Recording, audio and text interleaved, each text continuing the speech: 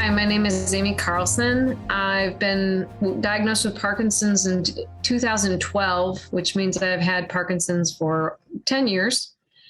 And I tried Inbrija and really liked it a few years back. And I'm excited to tell you guys about it. I'm also an ambassador for the Davis Finney Foundation, and I do a lot of stuff to help people stay active with their Parkinson's. Thank you. And Kelly, would you like to introduce yourself, please? Sure. My name is Kelly Katz. I have had Parkinson's for, I believe, 7 years. And I discovered Inbrija from Amy, who just spoke. And I love it. I mean, it's just such a great resource for managing my symptoms, and it works. But also, it gives hope, because sometimes our medications just don't work. I brought some of my Inbrija with me. I mean, I don't know if you want me to. Well, it comes in there. It's very easy once you get the prescription, which most doctors are pretty willing and want to give their patients Inbrija.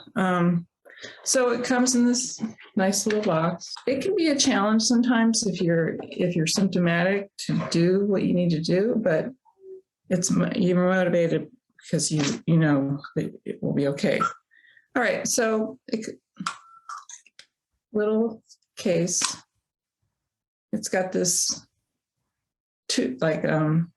opening tube, and you take these are the pills. So it's this peel. It tells you where to peel, so you can get the medication, which is inhaled and not eaten. Okay, so a little capsule, drop it in. Am I doing? Oh, wait, no, I got to take this off. Okay. Drop it in the little compartment. You take the other half, they're going to join. There are 2 arrows, one on each side that you have to line up. And let me see, hopefully I will get it first try. Okay, I just squeezed it together.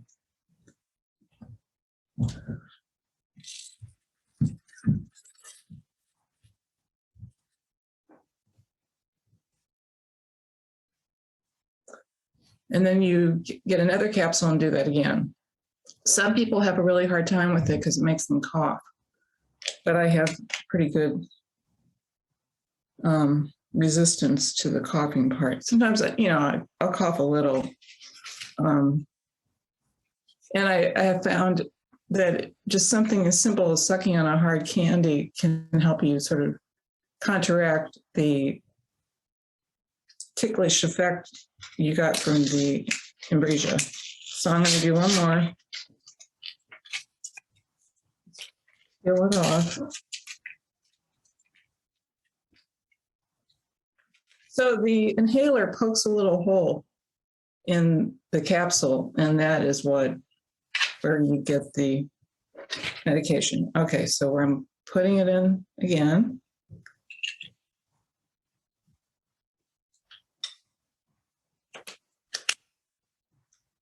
Score.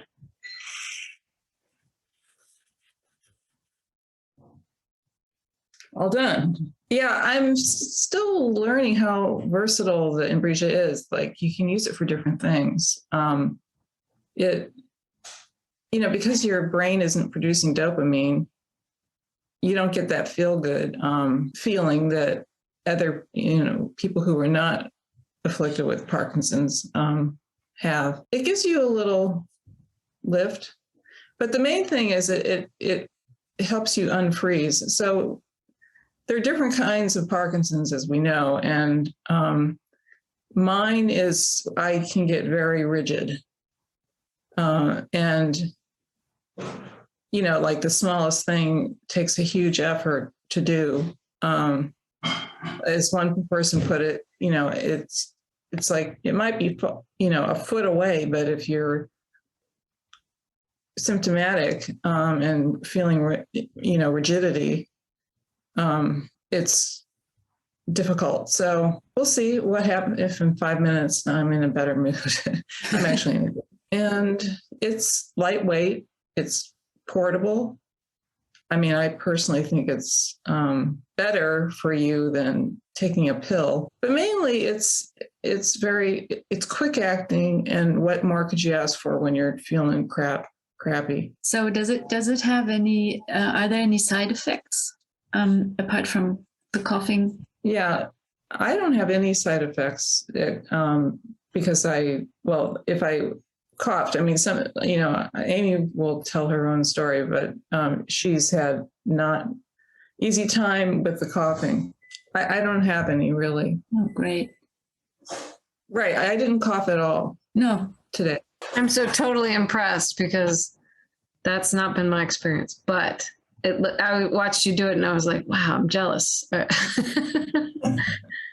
Because I really liked Inbrija, but for me, it was very difficult to get past the coughing. So I started taking Inbrija pretty soon after it hit the market in the United States. I wanted to give it a try and see what it was like.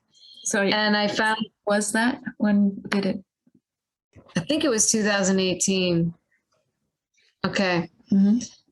I'm going to guess that. And so what my experience was is that I had been waiting for it to come, and I understood the idea behind it, which is, for me, was very compelling.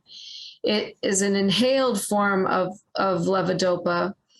It goes to the lungs, and the lungs go straight, everything you breathe in goes straight to the brain. And so you don't have to worry about the blood-brain barrier. You don't have to worry about getting through the gastrointestinal system.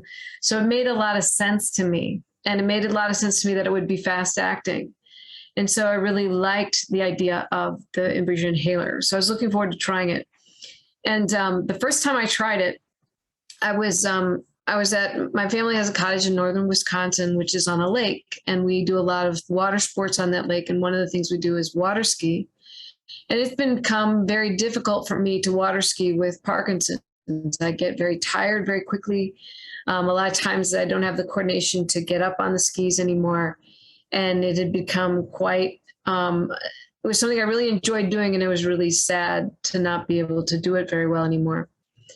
And it's a funny story. I wasn't going to try it when we were skiing. I said to my brother, I said, my husband who suggested it, I said, I can't ski right now because I'm off. And my husband said, well, what about the Inbrija? You want to try it? And I'm like, I'm not going to try a brand new drug and then go water skiing. That would be really crazy.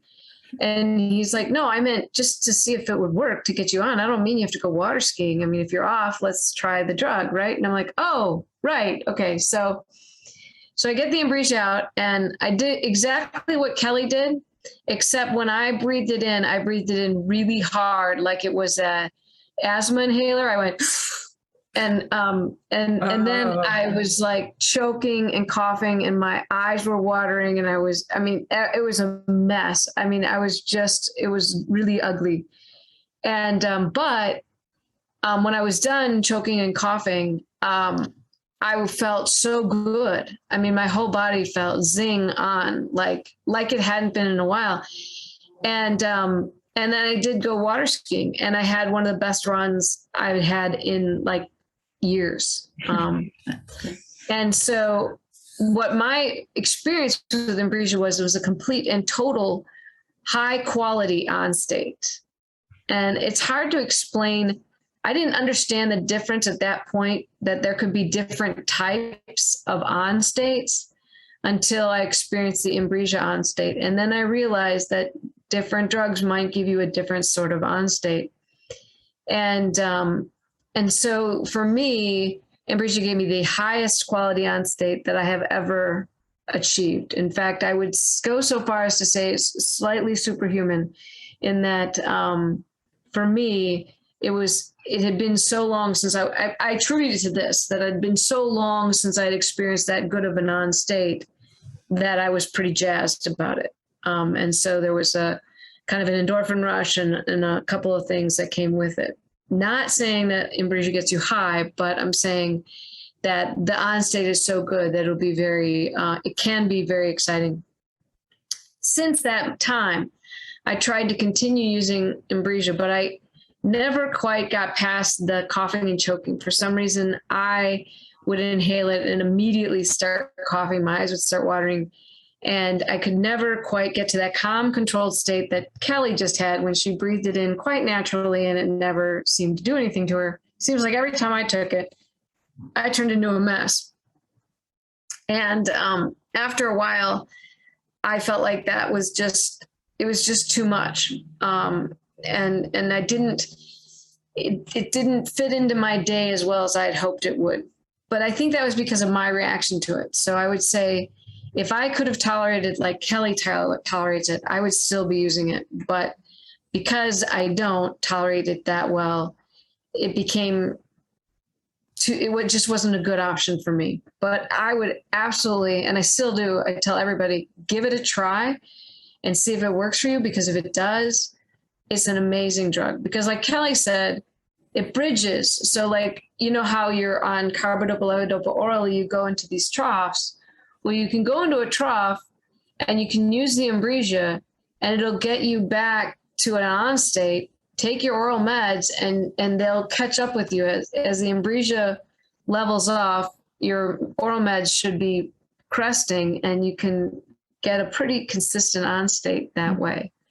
Also, in the morning, waking up, getting yourself kickstarted is good. The hope is that it just puts me in a natural, even state. It lasts, well,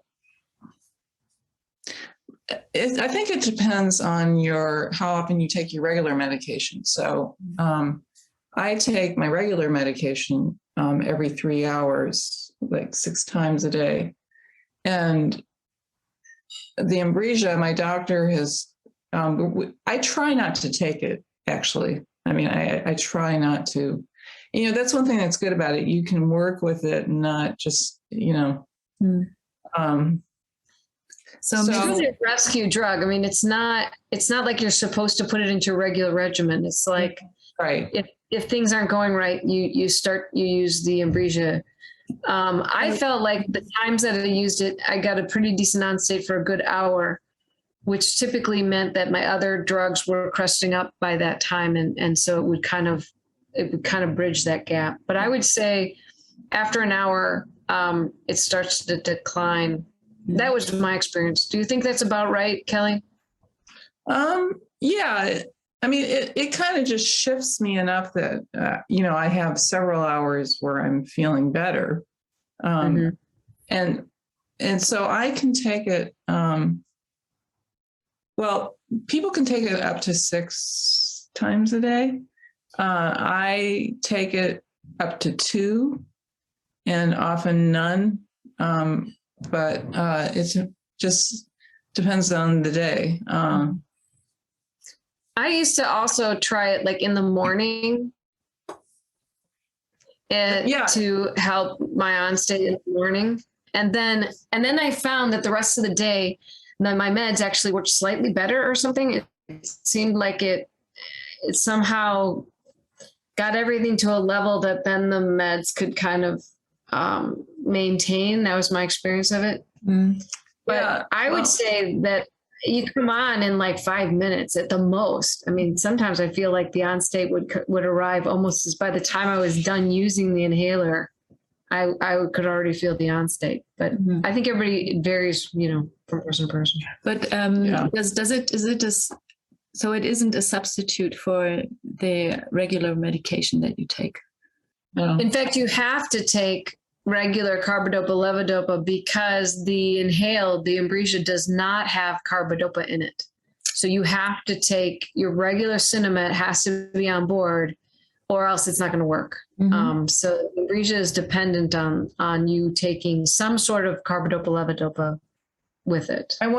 I'd like to say that I also think it provides a protection to the individual with Parkinson's, because when I was working, I would take Uber home. And the last 2 times I did that, I got into the car and I was completely frozen. I couldn't buckle my seatbelt. This guy was driving this car, and if I had used the Inbrija, it would have revived me so that I could take care of myself. Great. Yeah, I would say the one time that it really saved my bacon was when I was at the airport and I went off and I was supposed to change planes and I had to go across 2 concourses. And I was shuffling and I used the Inbrija and I was walking and I made my plane and that sort of thing. So it's one of those things where if you've got it in your pocket and you know how to use it, especially if you have somebody with you who can help you load it and that sort of thing. I mean, I could manage it, but it would have been even better if somebody else had loaded it for me. You can get yourself out of a pickle. That's great. Great. Yeah. And like if I'm visiting my grandkids and I'm just, getting stiff and, rigid, and I don't want to miss my time with my grandkids because because of Parkinson's. Yeah, I think that's a great point, Kelly. It really gives you control, right? I mean, it's like you can choose whether your oral meds are working. Yeah, whether your oral meds are working or not. You're not a slave to that schedule anymore. You can choose when you want a non-state, and you can pretty much guarantee that if you use the Inbrija, you're going to get to a non-state. I don't know that I ever had a failed dose of Inbrija. I think when I took it, it worked. But Amy, do you think the way you inhaled is what caused the? I tried all kinds of things, but I've always been kind of a sensitive. I'm the person who gags when I go to the dentist. And, you just can't tolerate that. And I also know that I've had dystonia and dyskinesia in my throat and stuff. So I think for me, it just didn't work. That route of entry didn't work. But again, when I'd use it, despite all the choking and stuff, it was a fabulous help. So, I'm a complete proponent of it. I think it totally makes logical sense, and it works. Great. Yeah. So, thank you very much, both of you, for giving me and us the time and on your holiday, because it's Independence Day in the US right now. So how do you say happy? Hey, happy 4th of July. Happy 4th of July. But nothing better than to give some people some independence on Independence Day. Yeah, right. You're totally right.